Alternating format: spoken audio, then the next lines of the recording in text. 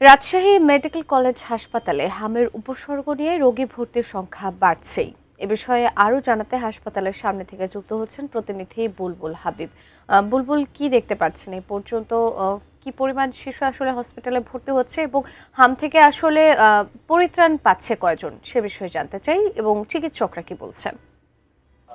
সুজানা, আপনি ঠিকই বলেছেন, কারণ গত 2 মাস ধরেই কিন্তু আমরা এই হামের যে প্রাদুর্ভাব সেটা নিয়ে কিন্তু প্রায় প্রতিদিনই রিপোর্ট করছি যে হামে আক্রান্ত রোগীর সংখ্যা বাড়ছে এবং এই বাড়ার আসলে কোনো কমতি নেই।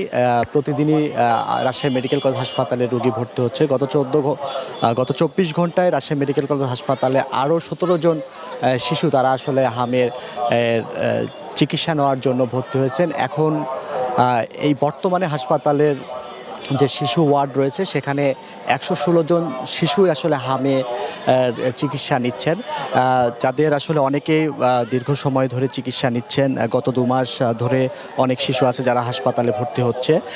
এখন যে এই যে চিকিৎসার বিষয়টি নিচ্ছে, হাসপাতাল কর্তৃপক্ষ বলছেন যে তারা তাদের যে সাধ্যমতো সেই সাধ্যমতো চেষ্টা করছেন চিকিৎসা দেওয়ার জন্য, কারণ হাসপাতালে এই বেশিরভাগ টেস্ট করা হয় সেটা তারা বলছেন, এবং প্রাথমিক যে ট্রিটমেন্টের ওষুধপত্র তারা সেটা সরবরাহ করেন। কিন্তু অনেক ক্রিটিক্যাল রোগী আছে যেগুলোর আসলে হাসপাতাল থেকে ওষুধপত্র সাপ্লাই থাকে না, তখন সেই রোগীর স্বজনদের বাহির থেকে ওষুধপত্র ক্রয় করতে হচ্ছে। এরকম অনেকে আছে যে ইনজেকশান বা ওষুধপত্র ক্রয় করতে গিয়ে কিন্তু খুবই খারাপ পরিস্থিতি তৈরি হয়েছে বাড়ির যারা, কারণ চিকিৎসা নিতে যারা আসছে আমরা ওয়ার্ডে ঘুরে দেখেছি যে বেশিরভাগই আসলে দরিদ্র পরিবার থেকে, কারণ গ্রামগঞ্জ থেকে আসছে।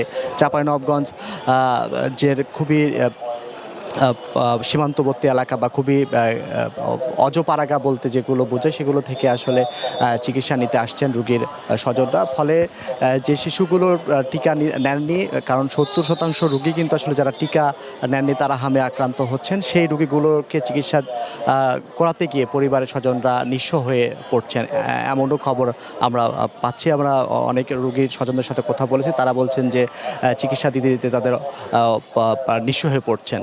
তো এরকম পরিস্থিতি আসলে, যেটা বললাম যে হাসপাতালের চিকিৎসকরা চেষ্টা করছেন যে তারা তাদের সাধ্যমতো চেষ্টা করছেন চিকিৎসা দেওয়ার জন্য, কিন্তু তারা বলছেন যে ক্রিটিক্যাল রোগী অনেক কিছুটা কমেছে আগের তুলনায়, কিন্তু ক্রিটিক্যাল রোগী তারপরও অনেকে আছে যাদের আসলে প্রাথমিক ট্রিটমেন্ট মানে হাসপাতাল থেকে যে ওষুধপত্র সরবরাহ করবে সেটা আসলে সেই লেভেলটা পার হয়ে তারা মানে উচ্চ লেভেলে আছে, যেহেতু ক্রিটিক্যাল হওয়ার কারণে তাদের চিকিৎসা তারা হাসপাতাল থেকে দিতে পারছেন না, তখন তাদেরকে মানে বাহির থেকে ওষুধপত্র ক্রয় করতে হচ্ছে। এরকম পরিস্থিতিতে চলছে এবং এইভাবেই কিন্তু প্রতিদিনই রোগী বাড়ছে। তো তারা বলছেন যে আরও 1 মাস লাগবে আসলে এটাকে নিয়ন্ত্রণ করতে বা নিয়ন্ত্রণে নিয়ে আসার জন্য।